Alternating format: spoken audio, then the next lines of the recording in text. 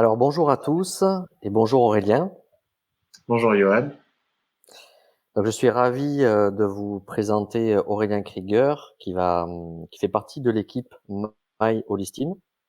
Et dans la suite logique de nos précédentes interviews, aujourd'hui on va rentrer dans l'univers d'Aurélien qui va nous présenter son univers, ce qui le fait vibrer, qui il est.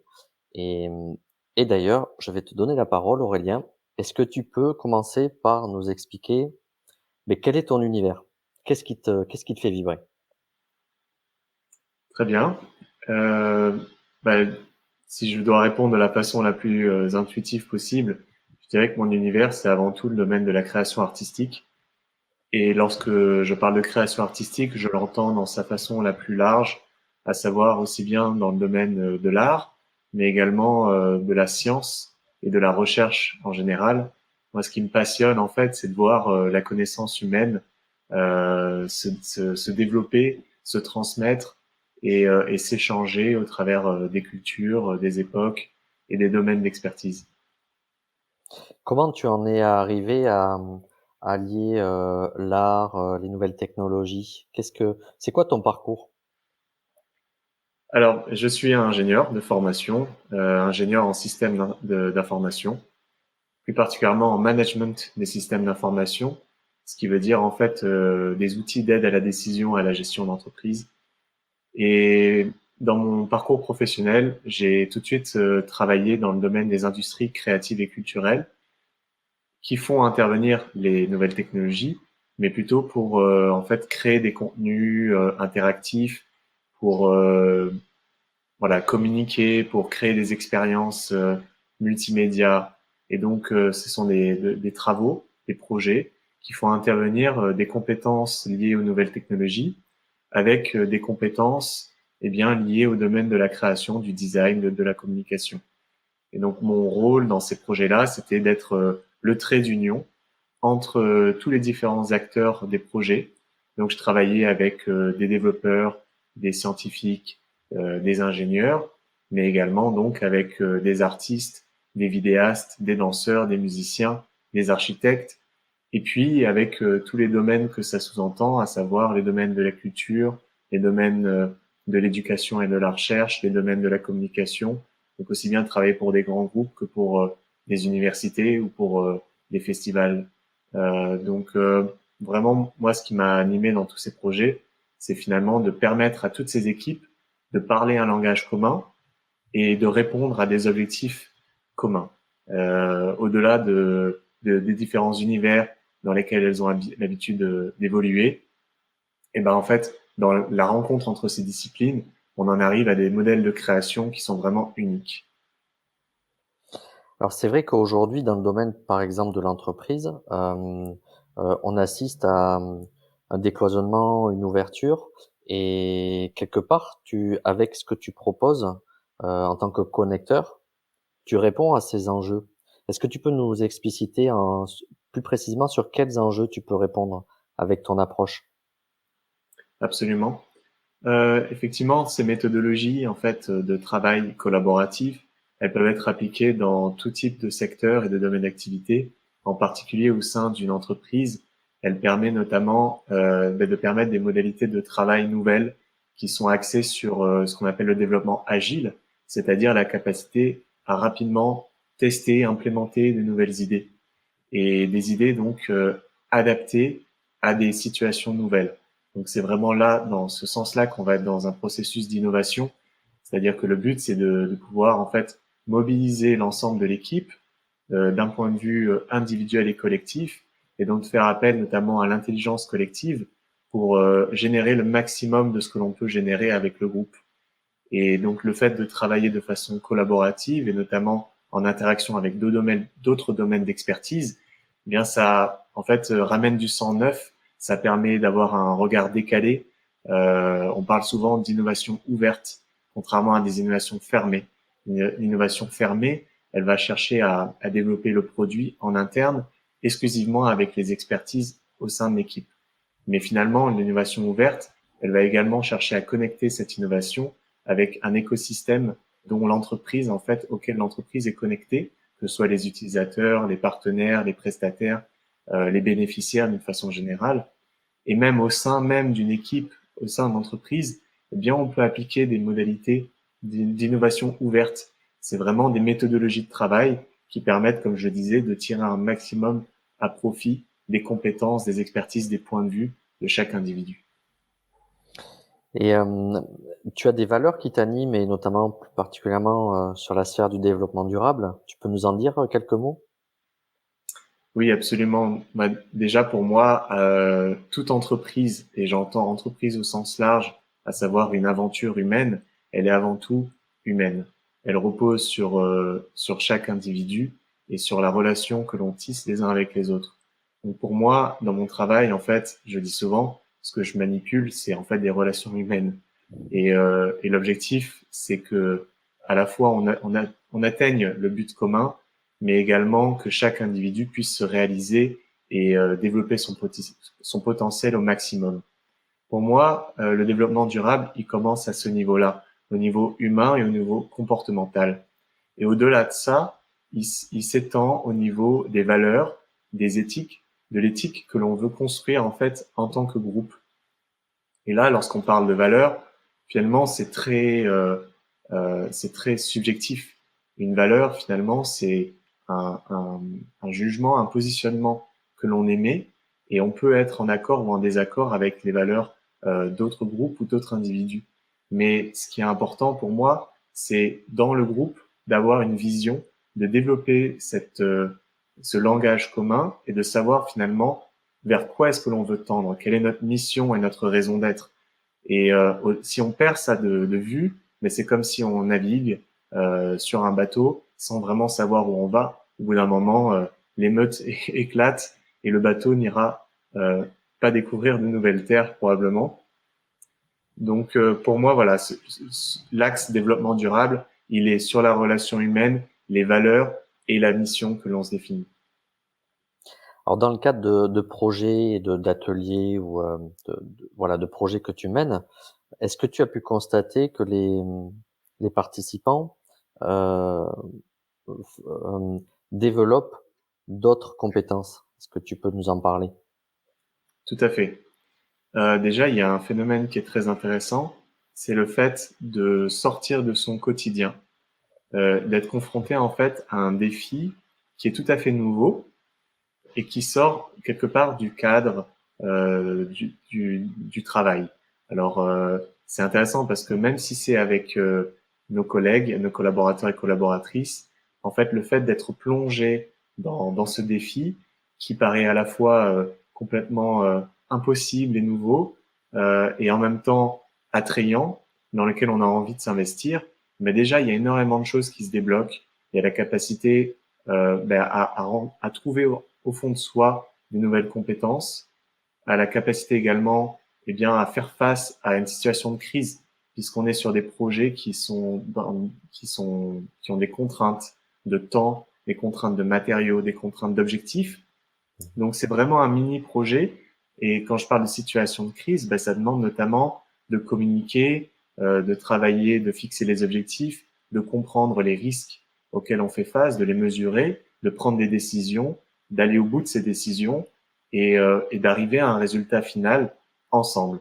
Et donc l'ensemble des compétences qui sont mises à disposition et qui sont mobilisées est vraiment énorme. Donc tout ce que je disais au niveau de la communication, du travail collaboratif, de la créativité, de la planification, de l'implémentation, le fait de tester et de faire l'expérience de ce qu'on l'on produit. Donc il y a également le sentiment de participer à quelque chose, de réaliser quelque chose. Donc c'est très bénéfique euh, d'un point de vue personnel et collectif. Voilà, c'est pour en nommer quelques-unes, mais effectivement, ça débloque énormément de choses. Et ce qui est intéressant, c'est que en fin de session, en fait, on fait les parallèles.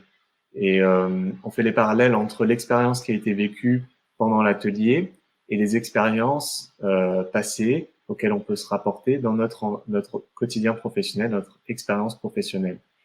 Et personnellement, donc, je suis également observateur. Donc le groupe fonctionne à la fois en autonomie mais également guidé par un artiste, un designer.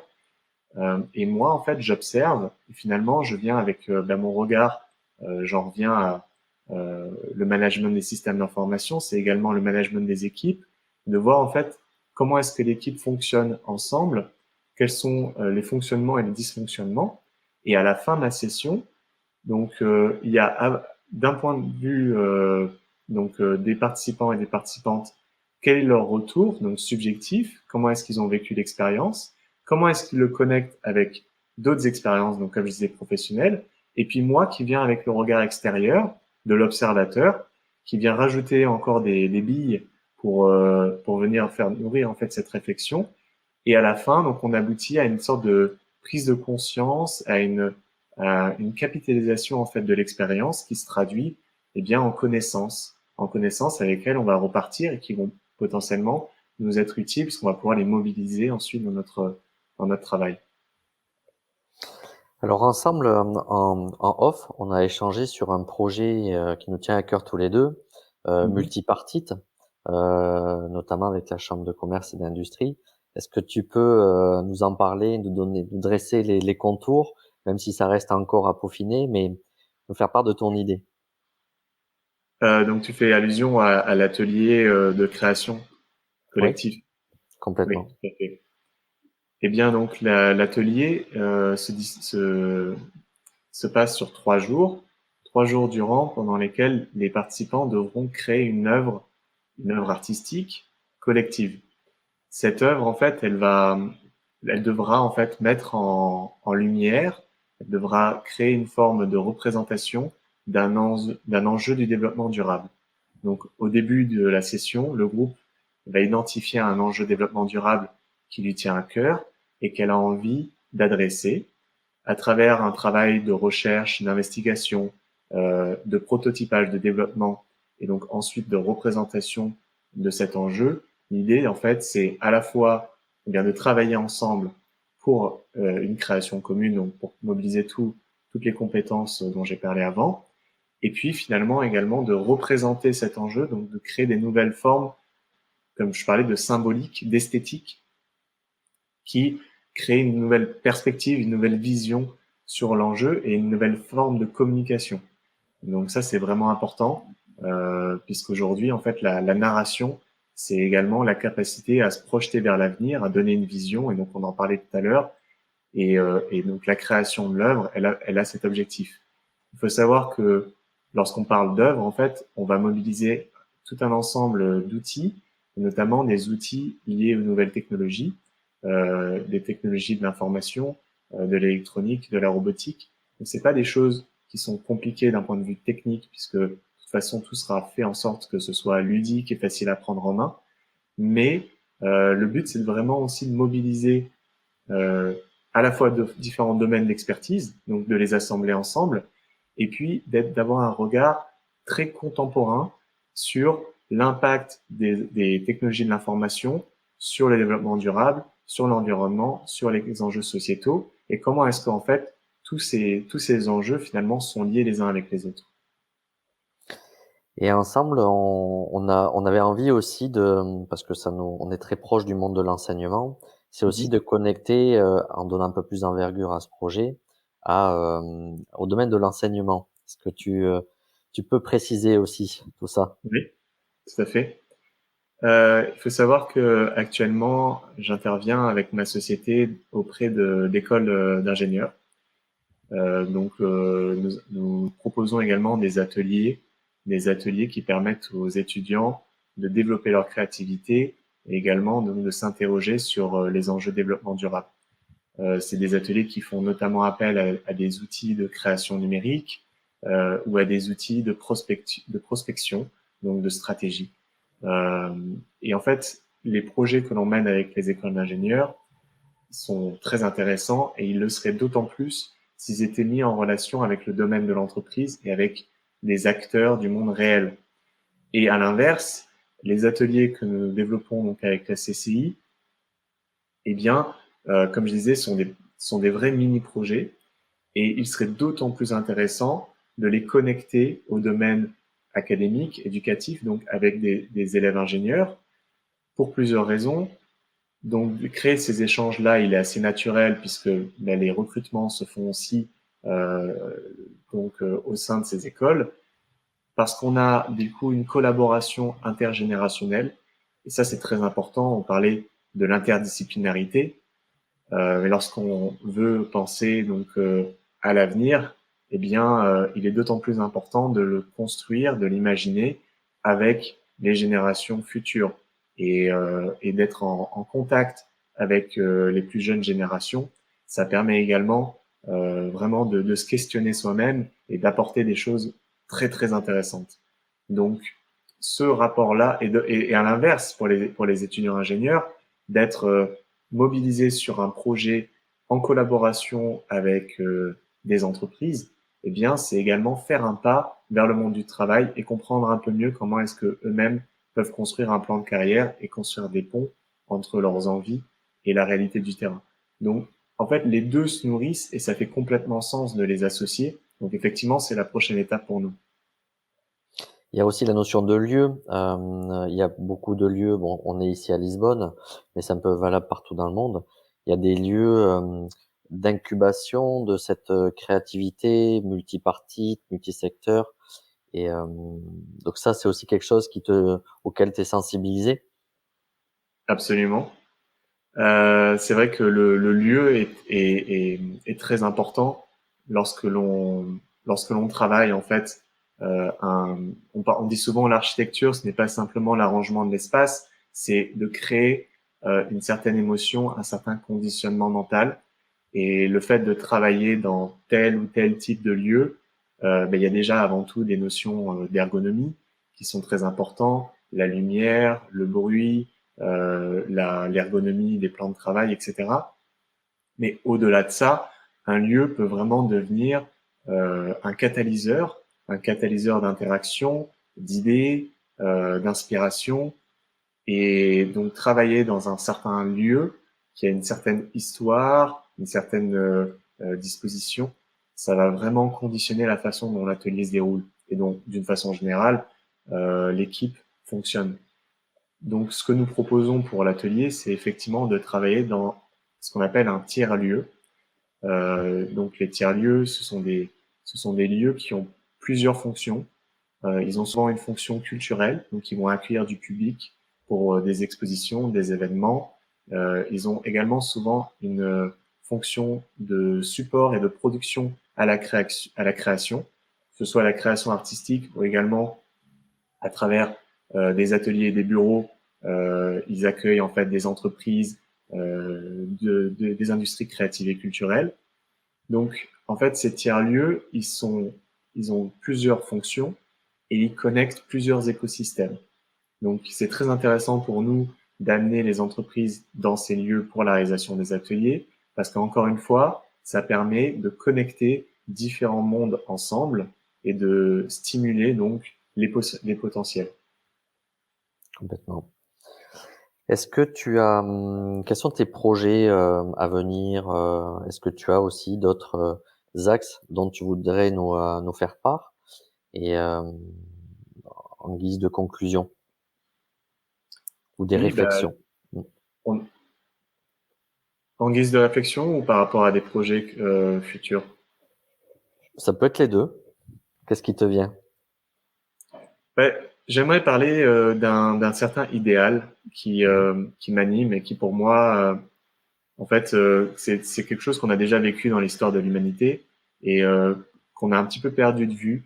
C'est le fait de rapprocher justement tous les domaines de connaissances humaines, aussi bien les domaines de la science, de l'art, de la philosophie, de l'entrepreneuriat, de l'éducation, etc.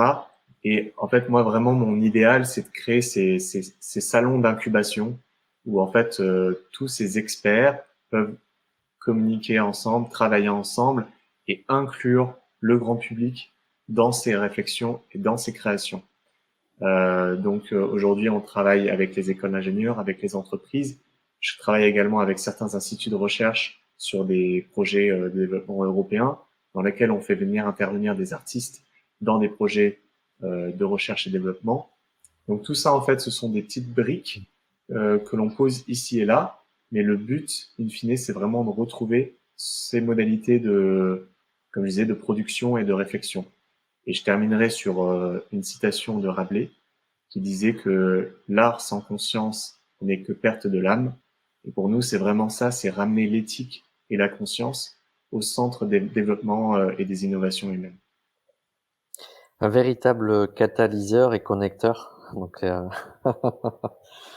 donc c'est très intéressant. En tout cas, je te remercie beaucoup Aurélien pour ton témoignage et pour tous les et je te souhaite beaucoup de succès dans tous les projets que tu as menés parce que ça a beaucoup de sens, y compris pour moi et la vie est bien faite et on s'est rencontrés, je pense, pas par hasard et donc on aura certainement l'occasion de te faire d'autres interviews pour que tu nous expliques, et fasses ton retour d'expérience sur tous ces projets que tu mènes. Très bien, ben, merci Johan, et avec grand plaisir pour continuer et continuer à faire avancer les choses. Merci beaucoup et merci à tout le monde de nous avoir écoutés. À bientôt. Au revoir tout le monde.